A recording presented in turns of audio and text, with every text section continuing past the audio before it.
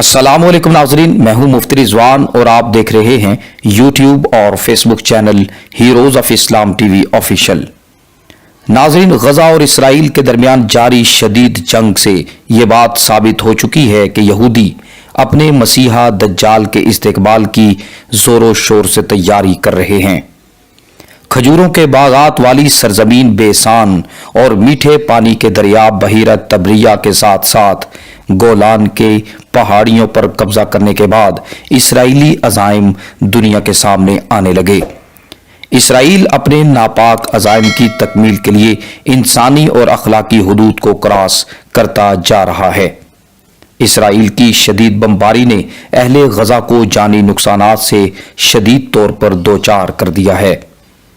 हस्पतालों से अद्वियात और बाजारों में अशियाए खुर्दोनोश नापेद हो चुकी हैं।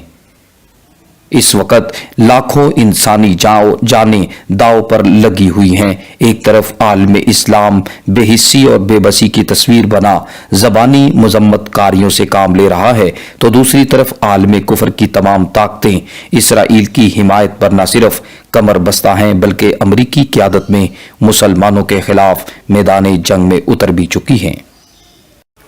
नाजरीन, इस बात में जर्रा भर भी शक बाकी नहीं रहा कि इसराइली जंगी हरबे दज्जाल की राहें हमवार करने के लिए होते हैं।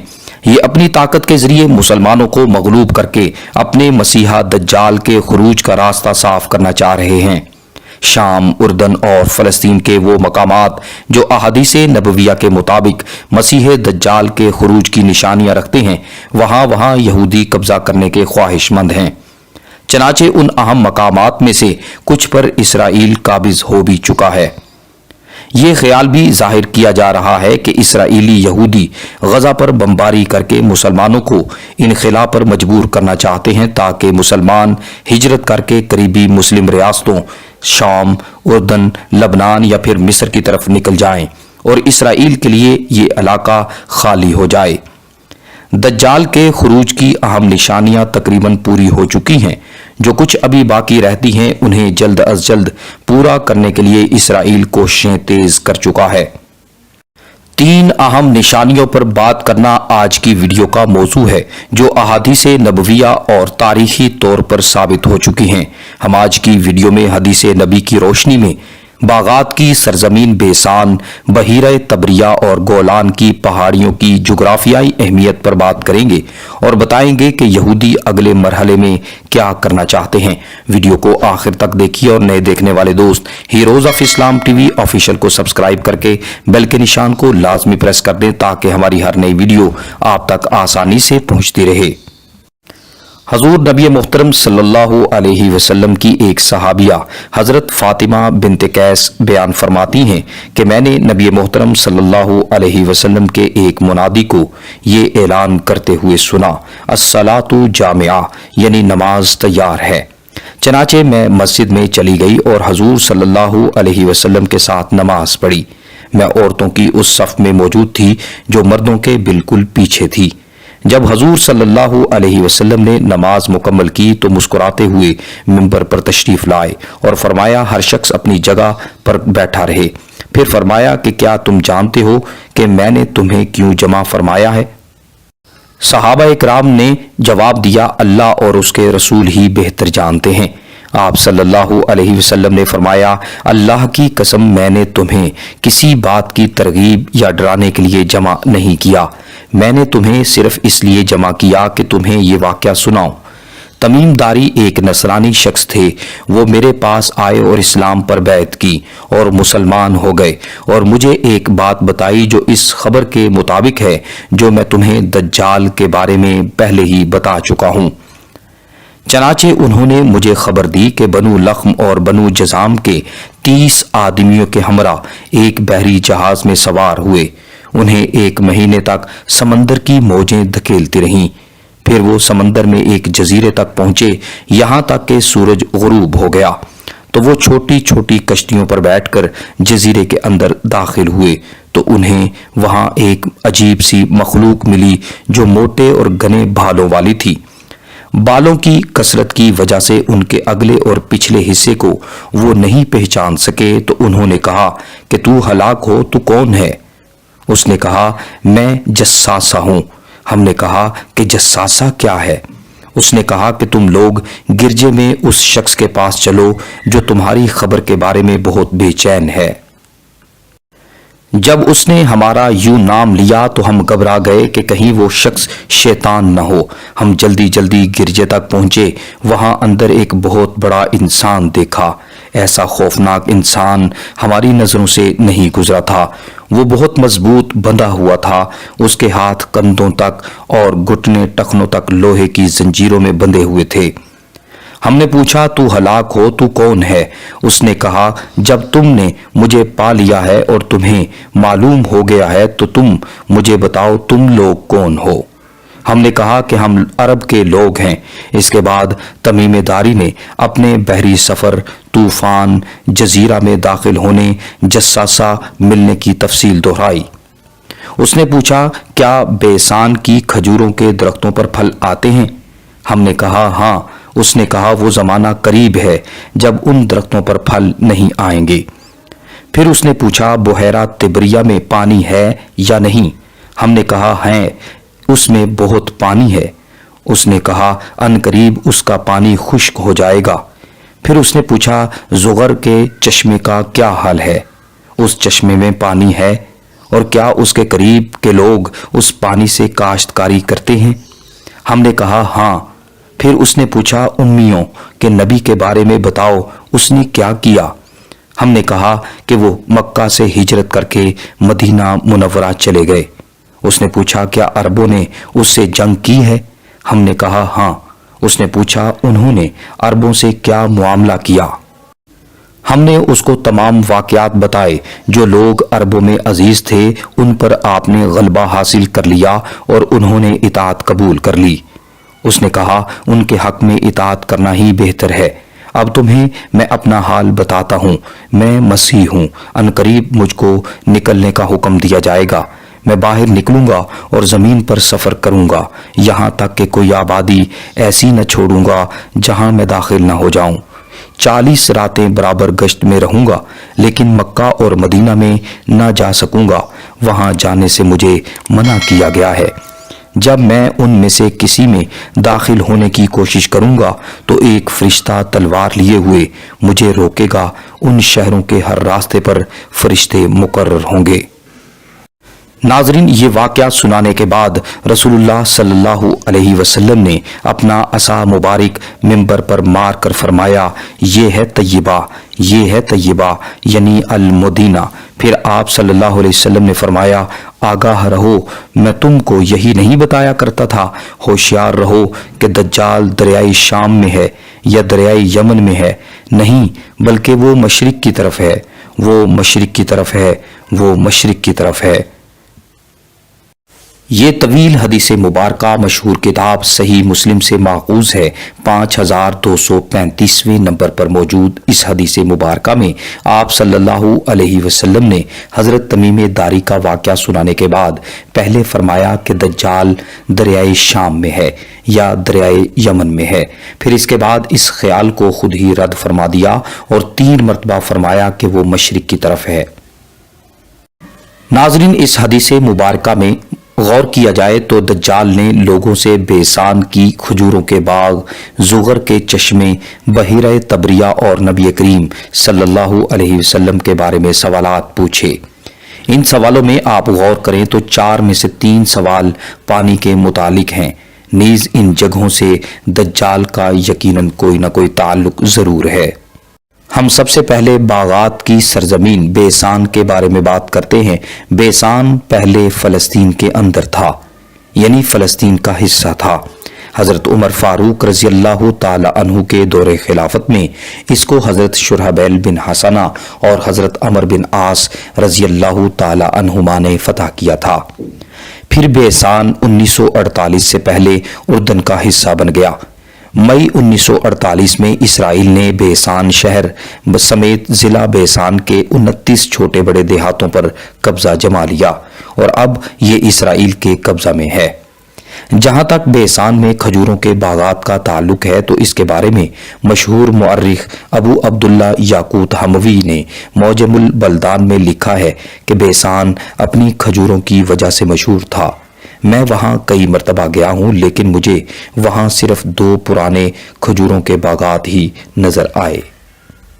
ناظرین، اس وقت بھی بیسان کھجوروں کے لیے مشہور نہیں ہے، بلکہ اس وقت مغربی کنارے کا شہر اریحا کھجوروں کے لیے مشہور ہے، اگرچہ بیسان کا کچھ علاقہ ابھی بھی اردن میں ہے، جو کہ اردن کے شہر غور کے علاقے میں ہے، اور غور کے علاقے میں اس وقت گندم اور سبزیاں پیدا ہوتی ہیں۔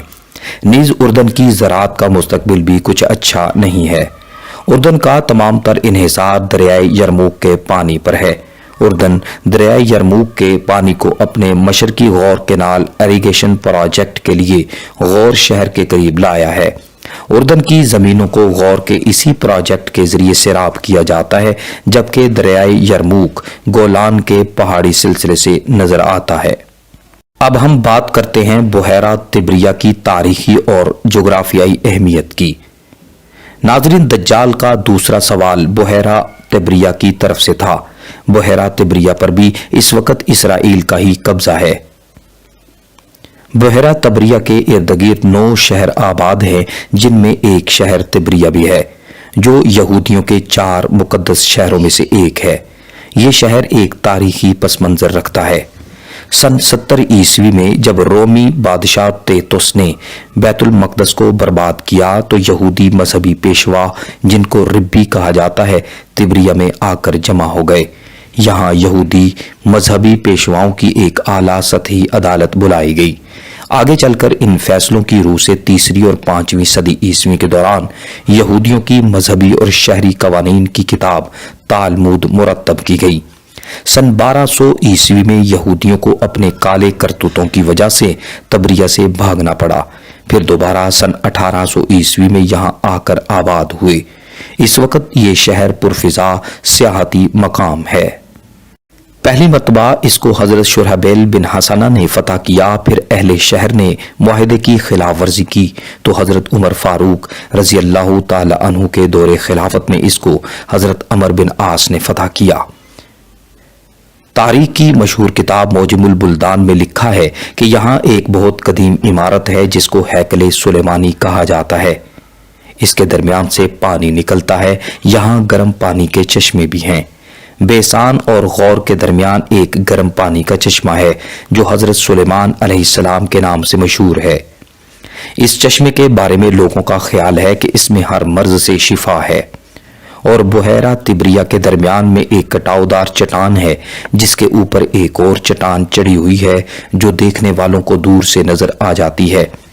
اس علاقے والوں کا اس کے بارے میں یہ خیال ہے کہ یہ حضرت سلیمان علیہ السلام کی قبر ہے۔ ناظرین، بحیرہ طبریہ شمال مشرق اسرائیل میں اردن کی سرحد کے قریب ہے۔ اس وقت بھی اس میں میٹھا پانی موجود ہے۔ اس وقت اس کی لمبائی شمال سے جنوب 23 کلومیٹر ہے۔ اس کی زیادہ سے زیادہ چوڑائی شمال کی جانب ہے جو 13 کلومیٹر ہے۔ اس کی انتہا گہرائی 157 فٹ ہے۔ اس کا کل رقبہ 166 مربع کلومیٹر ہے۔ اس وقت اس میں مختلف اقسام کی مچھلیاں بھی پائی جاتی ہیں۔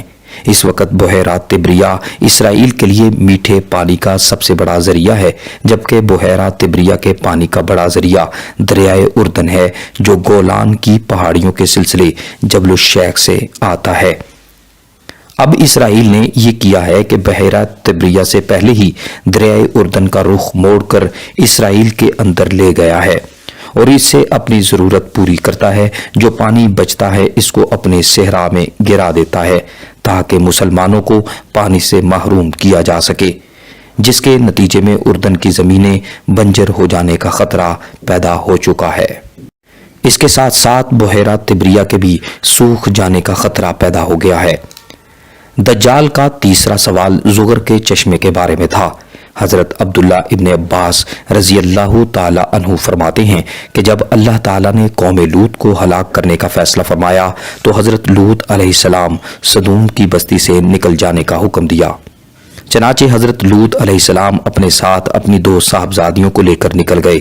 ایک کا نام ربا اور دوسری کا نام زغر تھا۔ بڑی صاحبزادی کا انتقال ہوا تو اس کو اس چشمے کے پاس دفنا دیا، لہذا اس چشمے کا نام عین ربا پڑ گیا۔ پھر دوسری بیٹی زغر کا انتقال ہوا تو اس کو بھی ایک چشمے کے قریب دفن کر دیا گیا۔ اس طرح یہ چشمہ عین زغر کے نام سے مشہور ہو گیا۔ ابو عبداللہ حموی نے معجم البلدان میں عین زغر کو بحر مردار یعنی ڈیڈ سی اسرائیل کے مشرقی جانب بتایا ہے۔ بائبل کے مطابق قوم لوط پر عذاب کے بعد حضرت لوط علیہ السلام جس بستی میں گئے اس کو زور کہا گیا، جو اس وقت بحر مردار کے مشرقی جانب اردن کے علاقے میں الصافی کے نام سے مشہور ہے۔ ناظرین، اب ہم بات کریں گے گولان کی پہاڑیوں کی جغرافیائی اہمیت کی۔ 1967 کی جنگ میں اسرائیل نے شام سے گولان کی پہاڑیاں چھین لی تھیں۔ جبل الشیخ گولان کے پہاڑی سلسلے کی سب سے اونچی چوٹی ہے، جہاں سے ایک طرف بیت المقدس اور دوسری جانب دمشق بالکل اس کے نیچے نظر آتا ہے۔ اس کی اونچائی 9232 فٹ ہے۔ جبل الشیخ پر اس وقت لبنان، شام اور اسرائیل کا قبضہ ہے اور کچھ علاقہ اقوام متحدہ کا غیر فوجی علاقہ ہے۔ پانی کے اعتبار سے جبل الشیخ کھلا علاقہ ہے، اسی طرح جغرافیائی لحاظ سے بھی اور پانی کے لحاظ سے بھی یہ پہاڑی سلسلہ اس خطے کے لیے انتہائی اہمیت کا حامل ہے۔ اب آپ دجال کی جانب سے بیسان، بحیرہ طبریہ اور زغر کے متعلق پوچھے جانے والے سوالوں کی حقیقت میں غور کریں تو ان سوالوں کا تعلق گولان کی پہاڑیوں سے نکلے گا۔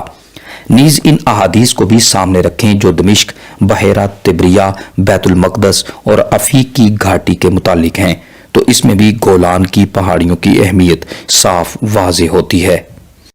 ناظرین، یہ بات بھی ذہن نشین رہے کہ یہودیوں اور عیسائیوں کا جو آرمیگڈن یعنی ہرمجدون جنگ عظیم کا نظریہ ہے، یہ میگڈ کے میدان میں ہوگی۔ وہ میگڈ کا میدان بھی بحیرہ طبریہ سے مغرب میں واقع ہے۔ افیق کی گھاٹی جہاں دجال آخر میں مسلمانوں کا محاصرہ کرے گا، وہ بھی بحیرہ طبریہ کے جنوب میں ہے۔ اس طرح یہ تمام علاقہ گولان کی پہاڑیوں کے بالکل نیچے واقع ہے۔